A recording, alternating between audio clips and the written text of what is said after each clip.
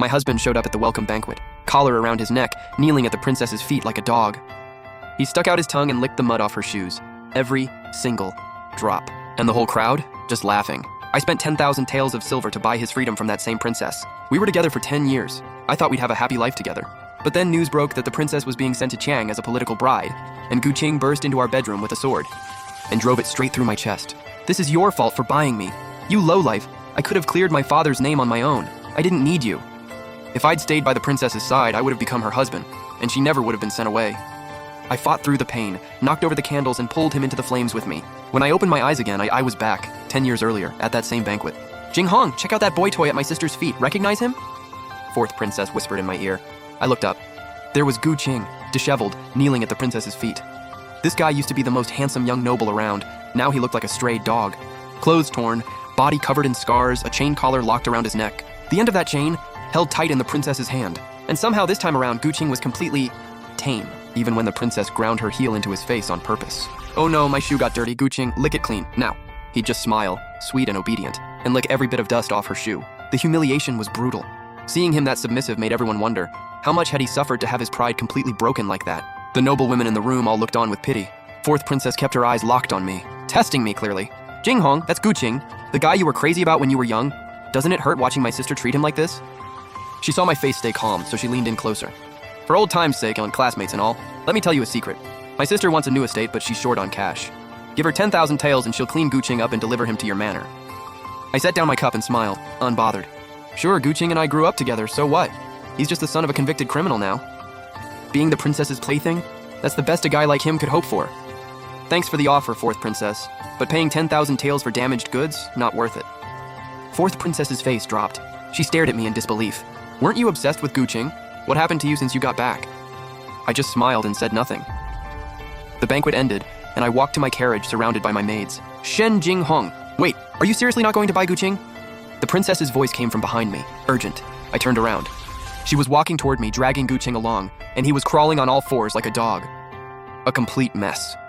He shot me a glare, then turned to gaze at the princess like she was his whole world. I belong to the princess. If she sells me to General Shen, I'd rather smash my head against the palace gates and die. The princess frowned and kicked him in the gut. Your Highness, he's completely devoted to you. If I bought him, he'd resent me forever.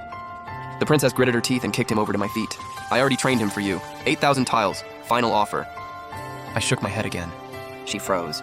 Shen Jinghong, make your choice today. Just don't come crying to me later. On the ride back to the manor, my last life came rushing back to me. I was the youngest daughter of the South's subduing general. At 15, I went to war in my father's place, fought 3 brutal years on the southern frontier, wiped out the pirates, and came home victorious. The princess threw a welcome banquet in my honor. I walked in high spirits and found Gu Qing, the proud boy I grew up with, had become her kept man. He was publicly humiliated at that banquet. When the princess forced him to lick her shoes clean, his eyes were hollow, like a man who'd given up on everything. Like he was 1 second away from slamming his own head into the wall just to die with some dignity. I couldn't just sit there, I stood up. General Shen, I'm disciplining my boy toy. Who are you to stop me? I opened my mouth, nothing came out. Fourth princess slipped up beside me and whispered, Jinghong, my sister wants a new place. Pay 10,000 taels and she'll clean Gu Qing up and send him straight to you. I was desperate to save him.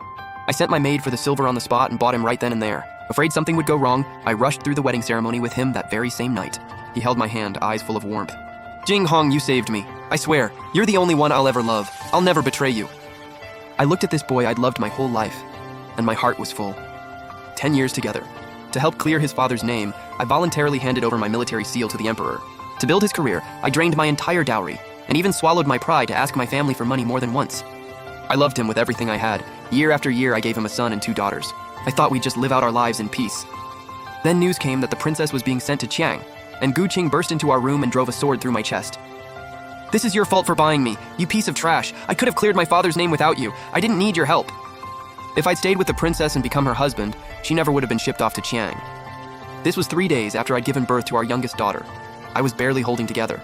I laughed, in a broken, bitter laugh, and coughed up blood. I never saw it coming. Gu Qing had fallen for the very woman who tortured him every single day. He fell in love with someone who treated him like a toy and threw him around like garbage.